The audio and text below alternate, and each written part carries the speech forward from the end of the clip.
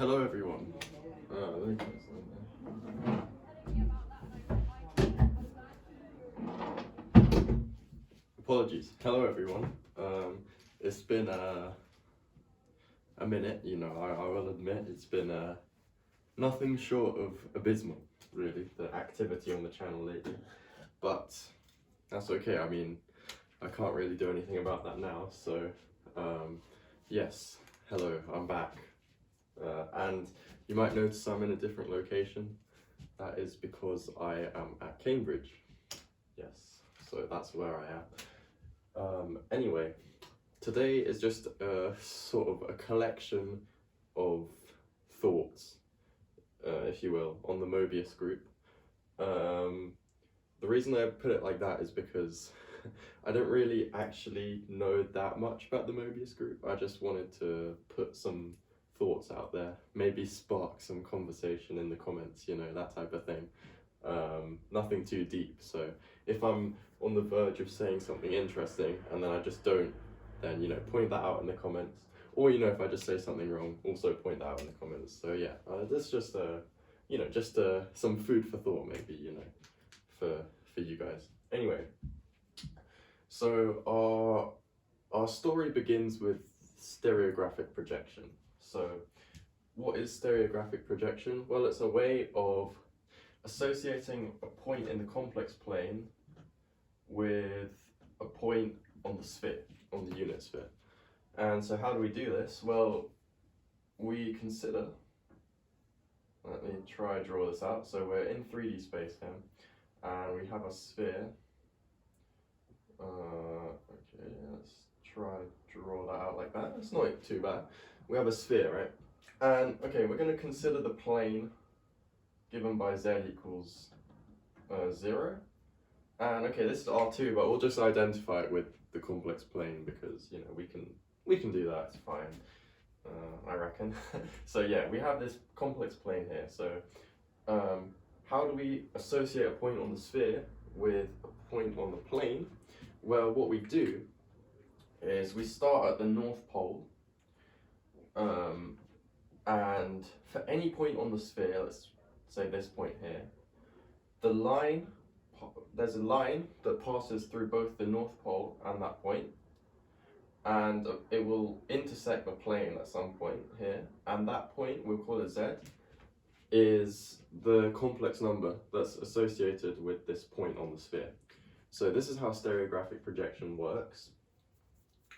And what's the map exactly given by? Well, it will map a point on the sphere x, y, z to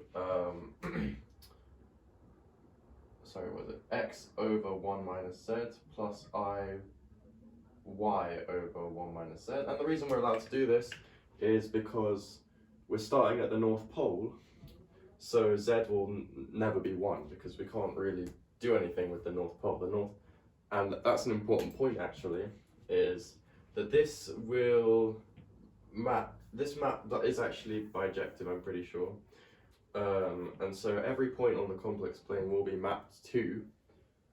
However, there is a point on the sphere that is missing from our calculations, and that is this North Pole here.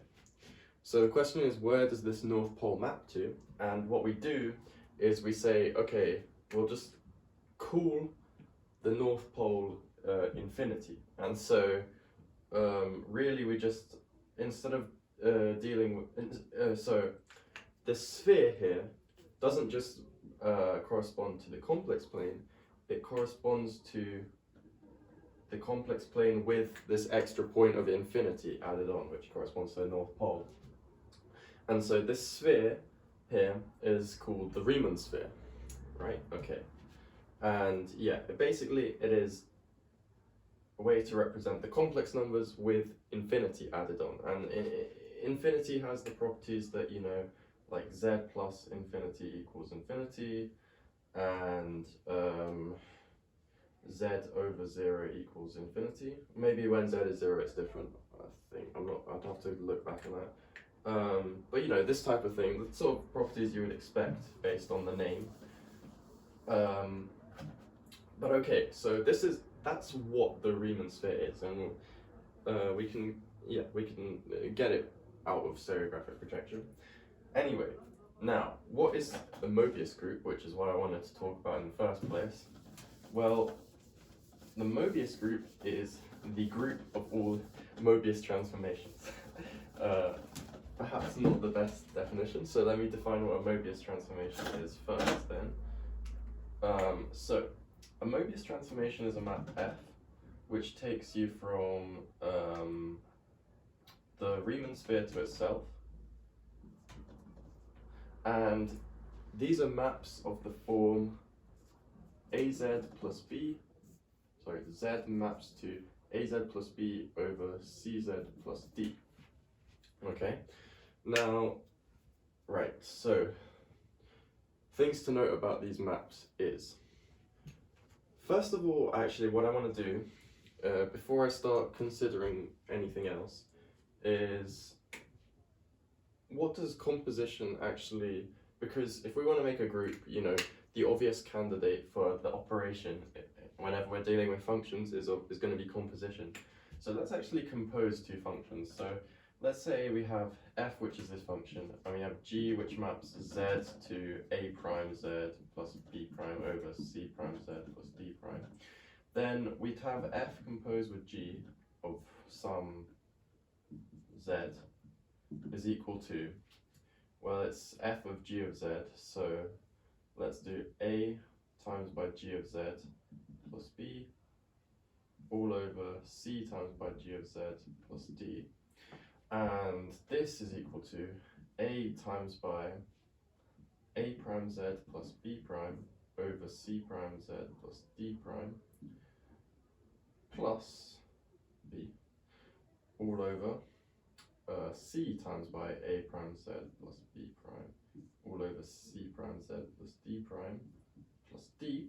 And then if we want to just multiply by this on top and bottom, just so we don't have any fractions, you know, being pesky, we'd get this is equal to a times by a prime z plus b prime plus b times by c prime z plus d prime all over c times by a prime z plus b prime plus d times by c prime z plus d prime. Okay, and now this is equal to a prime plus bc prime z plus ab prime plus bd prime all over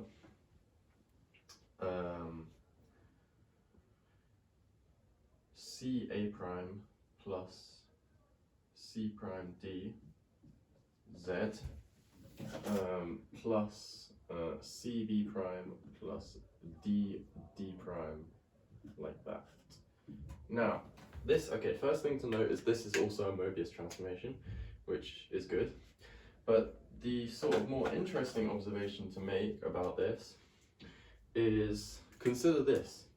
If we have two matrices A, B, C, D, and A prime, B prime, C prime, D prime, if we multiply them together, what do we get? Well, we get A prime plus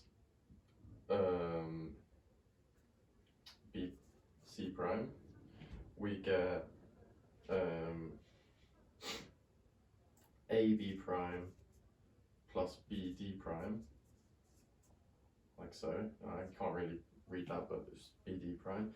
Then you get CA prime plus, sorry, what am I talking about? Yeah, no, I'm talking correctly. Yeah, you get CA prime plus DC prime, and finally you get CB prime plus DD prime. But hold on a minute, if you're an attentive viewer, then you would see, hold on, A prime plus B C prime here, AB prime plus BD prime here, CA prime plus DC prime here, and CB prime plus DD prime here. So, composition of these functions as an operation is basically equivalent to matrix multiplication.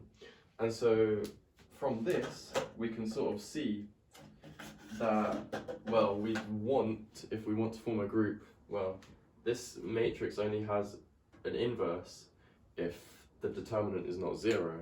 So we also want to apply the condition that AD minus BC is not equal to 0 on these Mobius transformations, because they will similarly not have an inverse if that is true. So, okay, now another thing to note before we proceed with anything further, and I probably should have noted this before even doing this, but okay, whatever, you know, what's done is done, is the following, and that is what happens when, you know, the denominator gets a bit cheeky, you know what I mean? So first things first is, okay, let me calm down. First things first is, since we're mapping from the Riemann sphere, we have this point infinity. And so what should infinity do? Well, I'm going to say that f of infinity is equal to a over c, which, you know, makes intuitive sense. I mean, this element infinity, like, we're not taking limits or anything, because it's just an element of our set. So, you know, when I say f of infinity, I don't mean the limit as f goes to infinity. I just mean f of this random weird element infinity. But it does indeed agree with our intuition that, you know, if we did take the limit as z approached infinity, we would get a over c. So, you know, sort of what we expect. And also, we need to consider, what if z is minus d over c, which would make the denominator 0. And in that case, f of minus d over c is indeed just infinity, like so. Okay, right, I think that's all I needed to say to clear up the technical details. Now, back to this matrix thing. What's cool about that is, what's this? Oh, no. What's cool about the matrix thing is, this now is almost inviting us to consider the group of the general linear group, as in, I mean, the group of invertible 2x2 matrices with, in this case, coefficients in the complex numbers, because A, B, C, and D are all complex numbers. And so, we shall do that. So let me rub this little bit out here. Let me rub this out. So yeah, we're going to consider, you know, the very, very natural map, the most natural map to really consider, which would be the inclusion map from the GL2 into the Mobius group, given by ABCD maps to AZ, maps to the map, okay, I'll write this properly then, maps to the map Z maps to AZ plus B over CZ plus D. Right? Now, okay, let's take a look at this map for a second. The question I would like to pose is, are we injective? And the answer to that is no, because, well, the kernel of this is going to be, well, let's consider what the kernel of this must be. Well, we need C to be 0, because we can't have any, well, we want this map to be the identity, okay? So we want this to be Z. So immediately we see that B is causing us issues, because if we add a constant on the top, that's bad. And also this C is causing us issues on the bottom, because if we have a Z on the denominator, that is also bad, because we don't have any Z squareds on the top to, you know, kill that. So, in conclusion, we want B and C to be 0. So the kernel of this map, we'll call it I for inclusion, kernel of I is equal to the set of matrices, so we have 0, 0. Now, we now have AZ over D, but now it's clear to see that we want A to be equal to D, so we'll just call A like this. And so, this is the kernel of the map, and so by the first isomorphism theorem we can say that the Mobius group is isomorphic to this general linear group, but modded out by plus or minus AI. AI, that's funny. Anyway, I didn't even mean to do that, but where I is the identity. In fact, I don't need this plus or minus, I can just do AI, yeah. No, I don't need the plus or minus. Yes, okay. Now, that right there, that group has a name, and that is equal to the projective general linear group of 2 by 2 complex matrices, like so. Okay, good. So we have that the Mobius group is isomorphic to the projective general linear group of 2 by 2 matrices with complex coefficients. Okay, wonderful. Now, what more do I have to say about the Mobius group? It's a deep question. Yeah, I had more to say. Hold on. Right, yeah, I mean, okay, well, there's the fact that I should probably mention is that Mobius transformations preserve geometry quite well. So they map lines to lines and they map circles to circles, which is good. They're also conformal, so they preserve angles, which is also very nice. And yeah, I mean, I guess I could also say, what can I say? Yeah, I mean, okay, well, those are my thoughts that I have to share at the moment. Nothing too deep, you know. I hope I didn't let anyone's expectations down. You know, this isn't really a 8-month long wait worthy video, but you know, step by step, the videos will get more interesting as we go on. But yeah, hopefully someone in the comments will put something deep and insightful that I can, you know, learn from. But yeah, I just wanted to put this out there just so I can put something out there, you know, just some maths, you know, get back in the groove. Yeah, but anyway, hopefully you enjoyed, and I will be back before 8 months time. That I can almost guarantee. Cheers.